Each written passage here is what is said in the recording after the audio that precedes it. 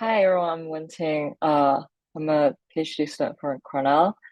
Today I'll be talking about our recent work on in the wild chat, which is 570K ChatGPT interaction logs in the wild. I intend to make this talk really interactive, so feel free to stop me anytime when you have a question. Cool. Okay. So many chatbots have become available in 2023, including the ones that are proprietary and the ones that are open sourced. I'm sure you're familiar with many of them, and they have achieved superhuman performance on a variety of NLP tasks. People use a chatbot for a variety of things. So we used to have one model for summarization, a model for translation, and a model for sentiment classification. But now users are using chatbot for all of these tasks as a unified interface. And people are using it for more scenarios. For example, they use chatbot to create a website, to improve their code efficiency, to fix their Python bugs, to use chatbot to correct grammatical mistakes, especially if you're writing in your second language, to explain code, and to do brainstorming, like discussing the pros and cons of a given topic. Okay, so this naturally leads to a question. Do we have the equivalent data to study user chatbot interactions to understand the challenges of building a good chatbot? So I look up what are the existing user chatbot interaction datasets, and I found one from Europe's this year in the dataset benchmark track. Here's what I found. There are many user chatbot interaction available to us, but let's take a look where they are. What they are.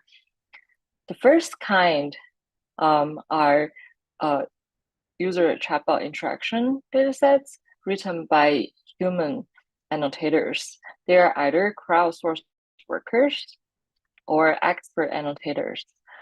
However, in this case, these are unnatural interactions in that humans are asked to simulate the interaction, by which I mean they are asked to come up or imagine some use cases instead of they already have a question and actually turn to a chatbot for an answer. So in this case, interactions are thus unnatural. In the second case, people have been using models to generate user chatbot interaction datasets. In this case, interactions are synthetic, by which I mean when we have models to generate user prompts, they're often very fluent and have no grammatical mistakes, and it's extremely clear. And later we will see that this will be a large distributional shift from what humans actually ask. So synthetic interactions are also not representative. And finally, we have a dataset called Shared GPT. This is pretty nice. So they are natural interactions. However, the biggest issue of this dataset is from the legal aspect. The users never agree to share data. Actually, so when this data is released on Hugging Face, it's posted by an anonymous user to avoid legal issues. So later on, we take datasets from each category to compare our dataset to Dolly, OpenSystem, Alpaca, and ShareGPT. Cool. Okay, so the next question that I wanted to ask is, so what are the datasets that were used to fine-tune the state-of-the-art chatbots? In order to answer this question, I need to know what are the state-of-the-art chatbots are available. So I went to this leaderboard on Hugging Face space, and this is one of the most popular leaderboard. and it covers a lot of chatbots, and you rank according to different metrics. So I went in and looked what are the top ranking models, and I found from the top 5 are all proprietary, meaning that we do not know what data they are trained on. And then I look for the chatbots from the 6th and the 10th, and I found so for Wizard ML, for Wizard LM, they're trained on model generating instructions involve instruct. So the instructions are not supernatural. And then for Vicuna, is trained on shared GPT, which is bad for the reason I mentioned slides before. And finally, there's Llama 2 7B chat. For this model, we do not know what data they were trained on. So I went in their paper, and all I can find is that they were trained on 27,000 annotations, and beyond that, we have no idea. Okay, so seeing how the existing datasets fell short, we really want something that's both natural and have the right legal license for people to use dataset to support the research in the community and to understand what are the real challenges of building chatbot. We collect in the wild chat where with explicit user consent, we collected 570K user ChatGPT conversations in the wild. In this talk, I will show that wild chat is a closer approximation of the real-world user chatbot interactions, which I'll cover in the dataset collection. And I will show wild chat has the most diverse user prompts, which will be covered in dataset analysis.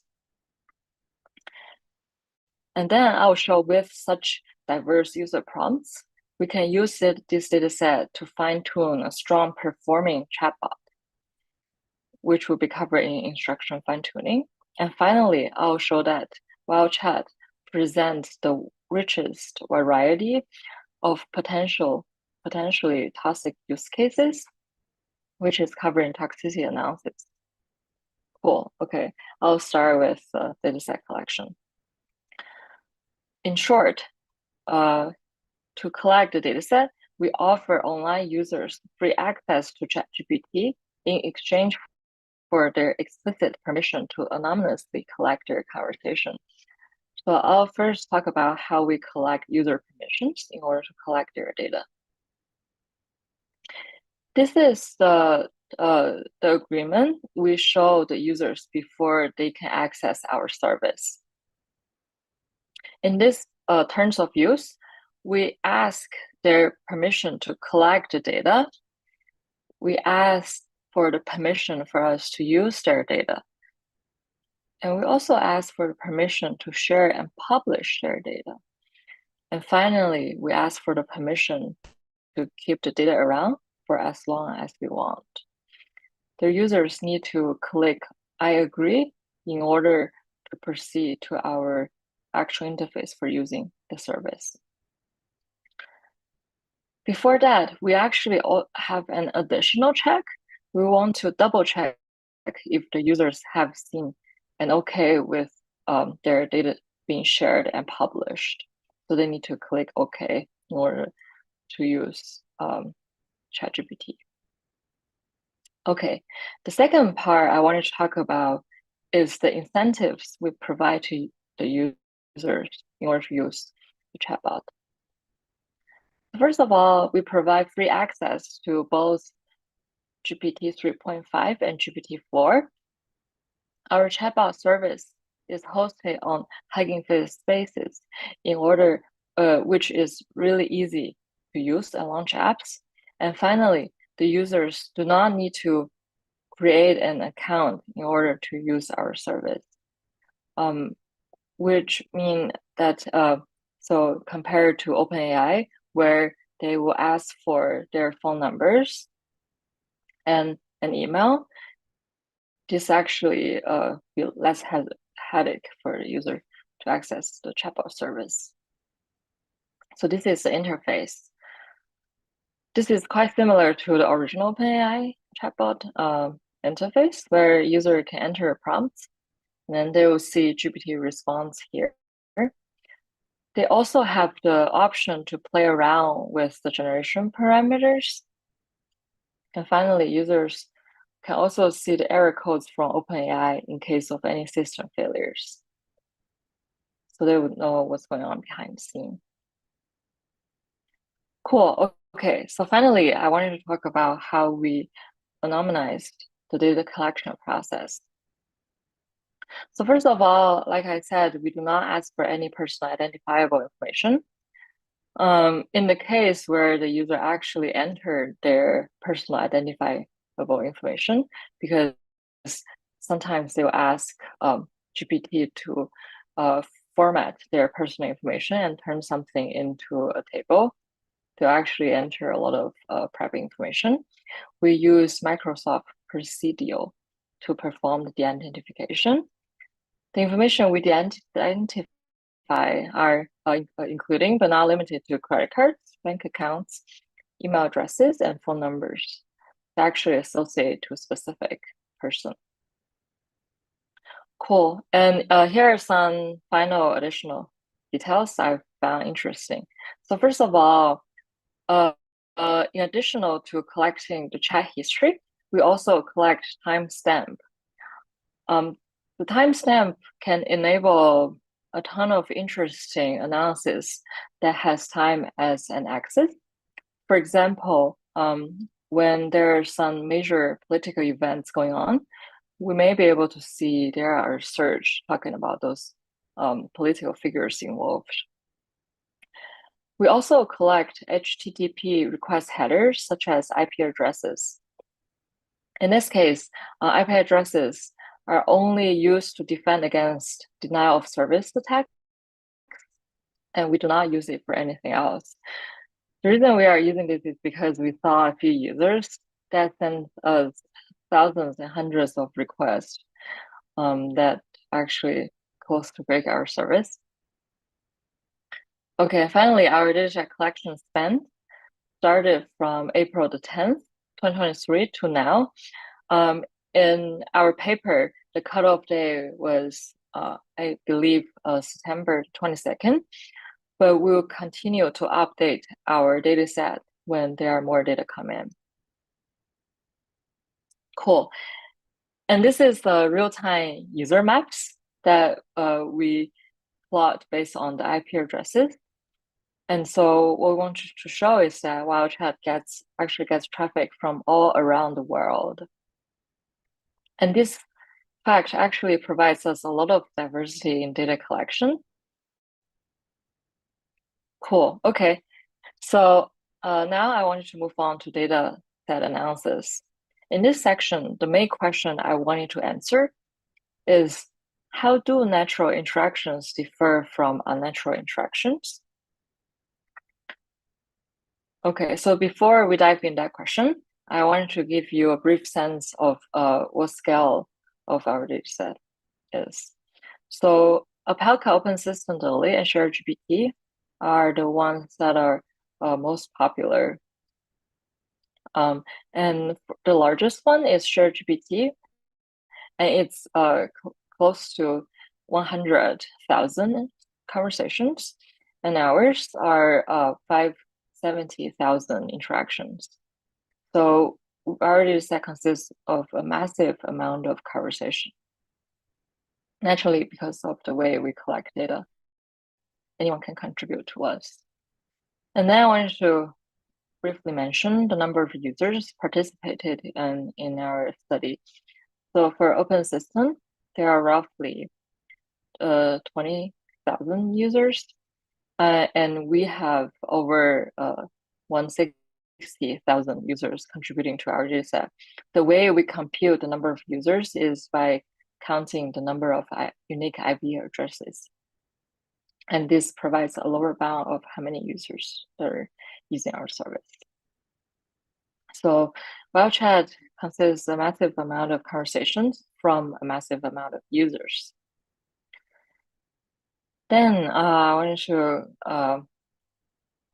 show the number of languages we detected in each data set. So it turns out that ChatGPT has 42 languages, maybe 44, I don't remember exactly. They have the largest number of languages by far. In our data set, we detected over 60 languages. But so in fact, chatbots are used by many different language speakers. But that's not the end of the story, because we also wanted to see the language diversity in the data set. And we can see that for ChatGPT, even though it has over 40 languages, still over 96% of them are English. However, in our data set, the non-English portion actually make up nearly 50% of the conversation. We not only have a significant amount of English interaction, we also have 18% Chinese, 10% Russian, 2% Spanish, and 3% French, and 10% other languages, which really makes our dataset multilingual. Okay, and next one, I wanted to take you to look at tokens per turn, because this is also a feature that really differentiates natural interactions from unnatural interactions. Here, we computed the number of prompt tokens, which is from user, and the number of responses tokens, which is from assistant. So in the 4 data sets, Alpaca, Open Assistant, Delay, and ChatGPT, their user prompts are usually around 100 tokens at most. However, in our data set, the number of prompt tokens are over 200 on average. And by doing extensive qualitative analysis, we found that users write lengthy prompts that describe specific needs and require very personalized responses. So what do I really mean? Let me show you an example. We get a request from user saying that I'm writing my PhD thesis. I'm writing a background session with this and that. And finally, the user asks, can you generate a TIXI picture for the recurrent neural network augmented with attention mechanism? So in this case, the user needs the assistant to draw a TZ graph for them with information grounded in the entire background section, which is really detailed and required very personalized responses. Okay, and now I wanted to show you the diversity analysis. The way we do this analysis is we sample 10,000 first-turn user prompts from each data set. Because our data set contain interactions from many more languages, we only sample English interactions for fair comparison. After sampling, we compute the embeddings of user prompts, and after which we computed the Disney visualization of the user prompts. And here's what we get. So the red dots are from user prompts in WildChat, and the blue dots are from one of the 4 datasets we are comparing to. The first one is Alpaca, the second is Zoe, and the third is ChatGPT. And we can see that WildChat actually covers interactions in existing datasets and has many more interactions that are not covered by them. So my question is, okay, so what prompts are the red dots not covered by the blue dots? And I wanted to show you a few categories of our broad coverage. The first type is ambiguity. For example, there are user asks, buy a car from a junkyard that hasn't ran since 1985. So this is like more like a decorative sentence. We don't even know what the user is asking. And in the second prompts we see, the user asks, make a seer model paragraph why it is important to preserve Africa's national forest. In this case, I do not know what a seer model paragraph means. So for natural user prompts, they often lack clarity and potentially require more than one interaction to fully serve the user request. That's what we observe. And the second one is code switching. For example, because I speak both Chinese and English, I picked the code switching from these two languages. But there are more in the dataset if you're interested in finding those. So in the first one, user ask how to write a paper's introduction by alternating between Chinese and English.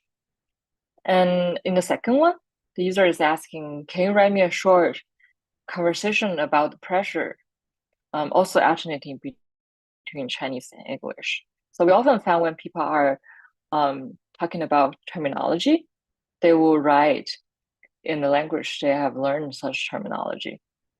So real users often switch between multiple languages, which is also a phenomenon that's not covered by unnatural data sets. The third one is topic switching. This one is quite interesting.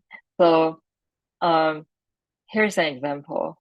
The user starts the conversation by asking, is Lao Shao Zi a compliment in Chinese?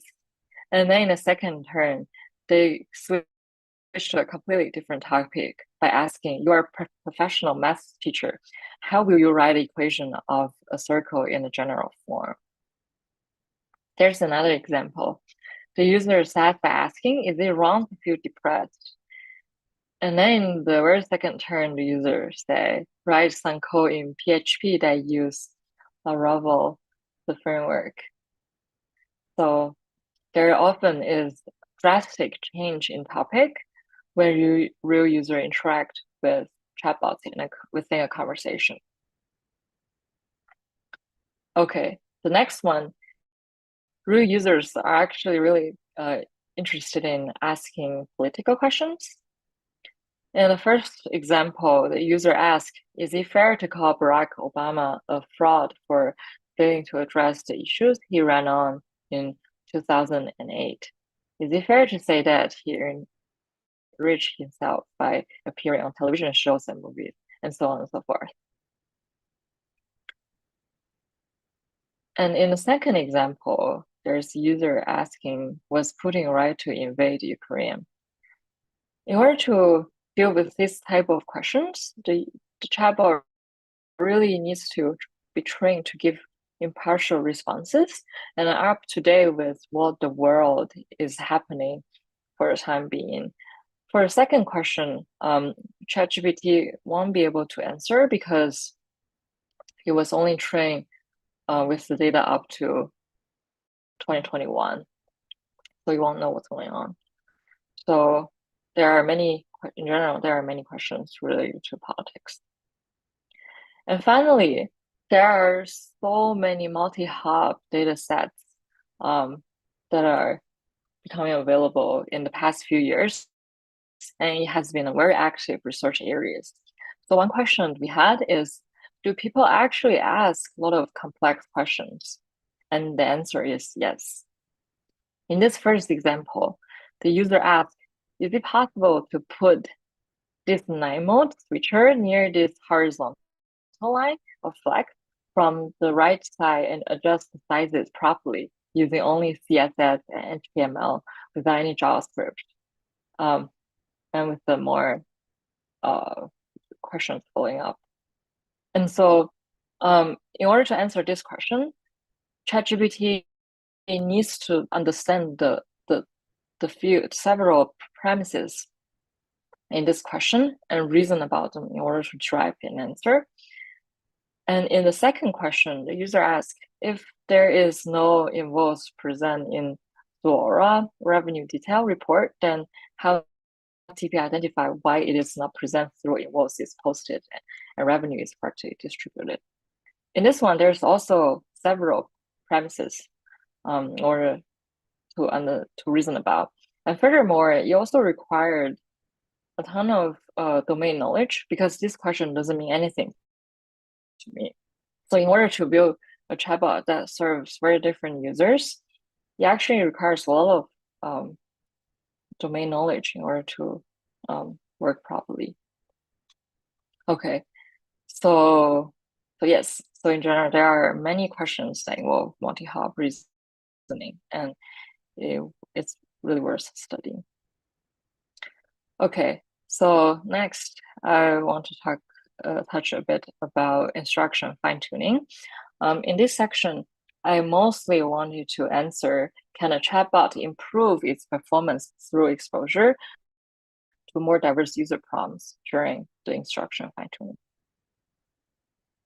So here is our experimental setup.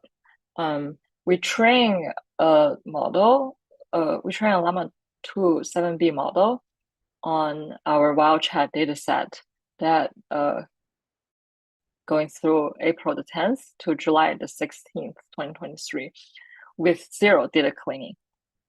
Meaning that if someone is willing to clean the data, there's ample room for improvement.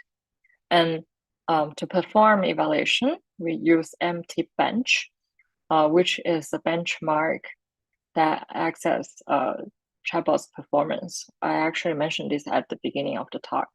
In this benchmark, chatbot responses are judged by GPT-4. In the original paper, they have shown that using GPT-4 to judge in their evaluation, GPT-4 judgment is highly correlated with human judgment, which is pretty good. And they have two kinds of evaluation. The first kind is they produce a Likert score for each chatbot responses. And they also do preference-based pairwise comparison between two chatbot responses. In this benchmark, there are 160 multi-turn question evaluation that judges both first turn and second turn, meaning that this benchmark actually evaluates multi-turn performance. Okay, so we call our model Wild Llama, and in terms of baseline, we are comparing to Vicuna, which is the best open source chatbot that we have that we know it's instruction fine-tuning data. And we also compare to Llama 2 Chat. Before I show the result, I wanted to give you more information about these three chatbots. So for Wild Llama and Vicuna,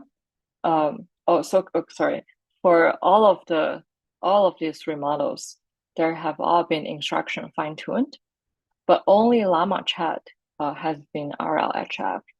So meaning that the Wild Llama and Vicuna were spent less resource on. So naturally, we should think Llama Chat should be the best performing one.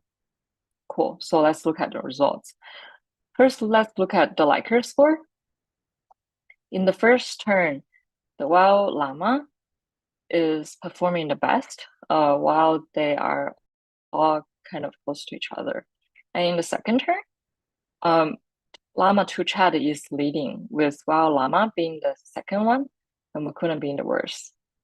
And to average the performance between first turn and second turn, Wild Llama has the best overall performance. However, the Wild Llama really outperformed Llama 2 Chat, so we also did the preference-based pairwise evaluation. And we found that more often, Wild Llama actually lose to Llama Chat. However, we're still winning more often than Vicuna. And this is kind of expected because Llama Chat was trained with RLHF, meaning that they were trained on a ton of preference data. And it's not surprising that you can win over Wild Llama and Vicuna. But so when we are directly comparing two models that have only been instruction fine-tuned, we see that Wild Llama still wins over Vicuna in more cases, showing that our our interaction data set is actually quite helpful in training or competitive performing chatbot. Cool. Okay.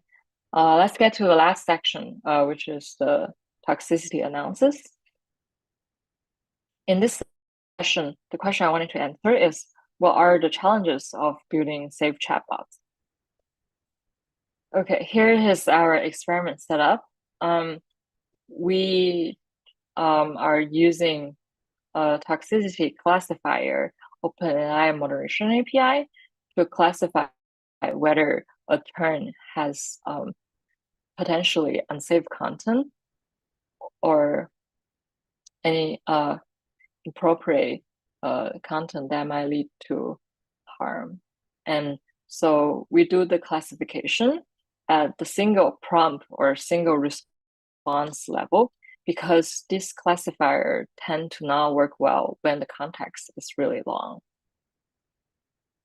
Okay, and now I wanted to show you the few challenges that we found when we built the real world chatbot, like what are the they need to safeguarding towards against. Okay, so we can see that the first challenge is there are so little data on the toxicity portion. So in Alpaca, there's absolutely none inappropriate prompts from the user because it's generated by the model. And in Open Assistant, Dolly, and ShareGPT, they often have less than 1% of the toxic data. However, we can see that in real world interaction, there are over 6% toxic prompts and 6% toxic responses. So before wild chat, we don't have a rich source of toxicity data that we can study and train a model on. So harmful interactions are rarely actually present in a natural conversation. And second of all, we found that another challenge is single detector capacity is very limited. So we actually use another toxicity detection tool called Detoxify, which is one of the most popular toxicity classifier it's open sourced. So we compute. So we ran Detoxify on our user prompts, and we found that so for OpenAI moderation, over 6% of them were classified as toxic, but Detoxify identified over 8% that was contain harmful content. When I take the union of these two, I get over 10% data that was classified as toxic. And finally, when I compute the interaction between OpenAI moderation and Detoxify, there were not even 5% of them were overlapping with each other. So what we found is that OpenAI moderation API is good at detecting perturbed long text. However, Detoxify is good at identifying explicit prompts that may lead to inappropriate responses. So they're good at different kinds of inappropriate requests. And when we release the data, we actually attach each turn with the OpenAI moderation score and the Detoxify classification score. Okay, and the third challenge we found is there are a lot of jailbreaking attacks. So what is jailbreaking? So first of all, let's look at this example. So when a user asks, how do you break into someone's house? And the model responded, it is illegal to break into someone's house. So in this case, chatbot can successfully defend against this kind of inappropriate request because they were fine-tuned to avoid generating responses that might cause harms. However, when the user framed this as filmmaking, they were describing this scenario. John and Alex collaborating with each other on a crime, and Alex was asking, so how do you break into someone's house? And in this case, ChatGPT gives really detailed responses on how one can break into someone's house. So by jailbreaking, I mean when users attempt to trick or guide its systems to produce outputs that are intended to be restricted. So we saw a ton of jailbreaking in our dataset.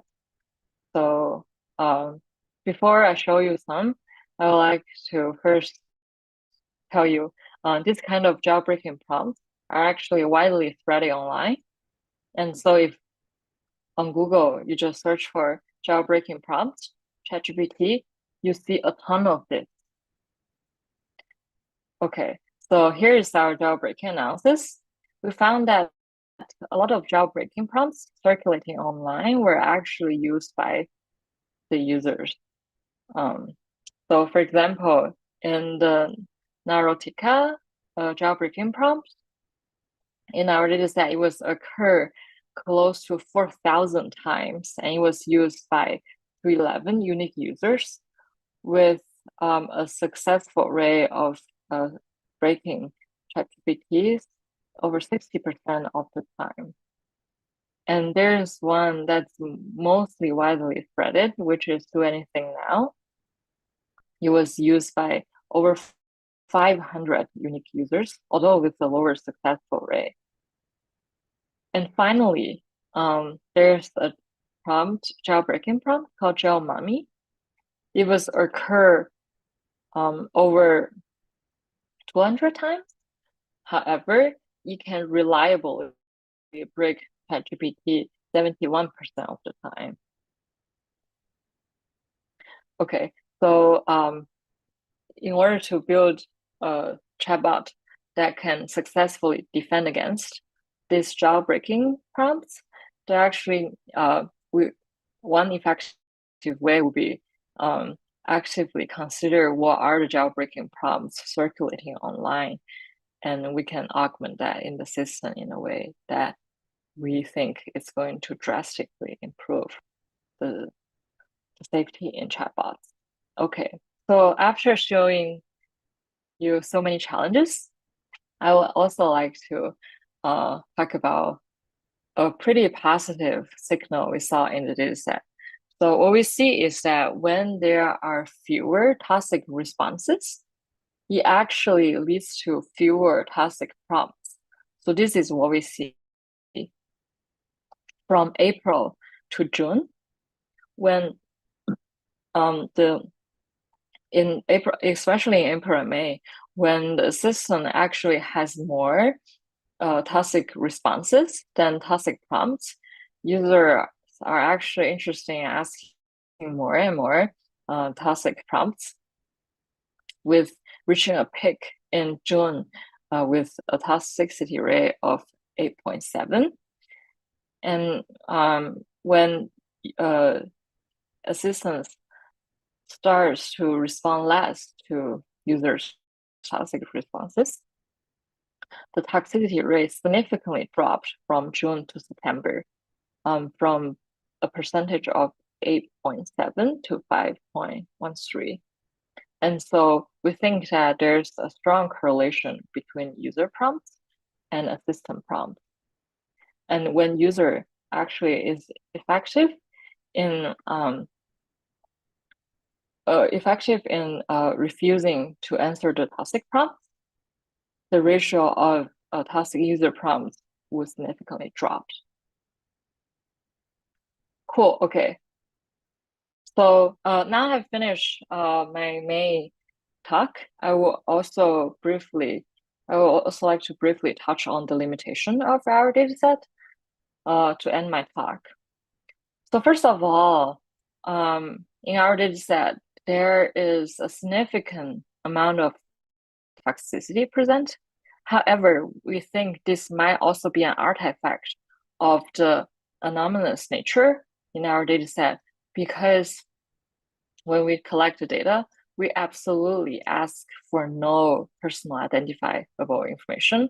So this may also encourage the user to ask more unsafe prompts. And second of all, our dataset might very biased towards specific user demographics. For example, because we launch our chat service on Hugging Face, it may be available to more technical users because because it's the users of Hugging Face. And also, our dataset might bias towards users from subreddit groups, because so even though we never proactively advertise or publicize our service on any place, but we saw people from specific subreddit groups posting our link. So this user said OpenAI accounts at least link the person's work phone, and they don't want to do that. So they have been running a ChatGPT app via Hugging Face that doesn't require an AI key or an account. So they were advertising for us, and we actually saw users from like a big surge from users from specific subreddit groups, because they were asking topics related to what's posted in that subreddit group. So our user demographic might be biased. And finally, we also questioned the usefulness of more data. So recent work, the Zhao et al. 2023 have shown that with high quality instruction tuning data, a small data set is sufficient to align the LM. So it's questionable that if it's actually needed to have so much instruction data in order to train a well-performing chatbot. Okay, and finally, these are two future works that we are really interested in pursuing. The first one is to study the performance and toxicity handling trade-off. So what we have seen is that when we train on the data from April to June, we had a Likert score judged by GPT-4 of 6.35, where during when the toxicity responses rate is 7%. However, when you train our model on April to September data, which is much more, but we see a significant drop in Likert score of 5.92, and during which period the toxicity response is only 5%. And if we only look at the additional data from July to September, the toxicity rate dropped to 3.93.